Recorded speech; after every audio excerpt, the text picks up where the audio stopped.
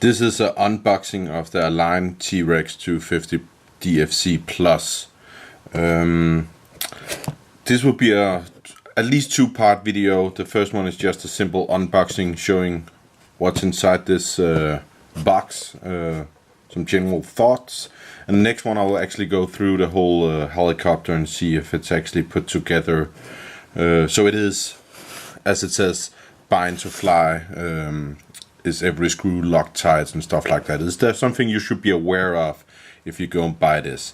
I bought this from a Danish company called Rotordisken, which had a very, very good price on it. A little over $200, so it was pretty cheap. There is some things, if you imagine you bought this in a store, when you actually read what stands on the box, you might be led to believe that if you have, let's see if it actually zooms in here. Anyway, it says compatible to Futaba, Spectrum, and JR DSM2, which could lead to believe that you could just bind a Spectrum transmitter to this helicopter.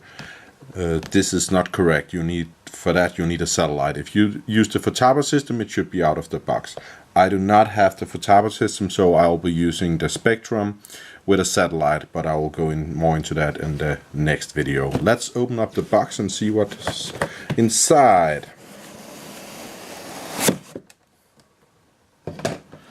Imagine that, I didn't get cheated. There's actually a helicopter in there. This little thing here, it has a empty envelope. That's pretty cool. I always wanted something. Looks like maybe a CD. Hey, this actually says a CD-ROM here.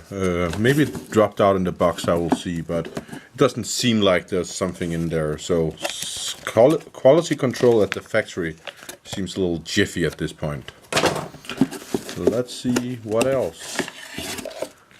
Let's see if there is anything more in the box.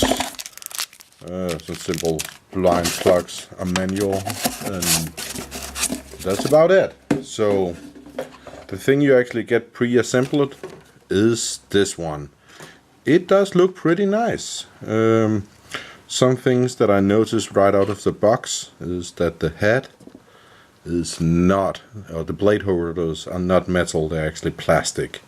The canopy seems a little plastic too. At least it does not seem like it's glass fiber, so that's a cheaper version of the TX 250 Pro canopy, but you could always buy a new canopy. And again, the plastic stuff on the tail, like the slider, seems plastic too. I'm not completely sure, but it seems plastic just up front. You could always exchange that when you first crash. Otherwise, the updated ESC, the flight control unit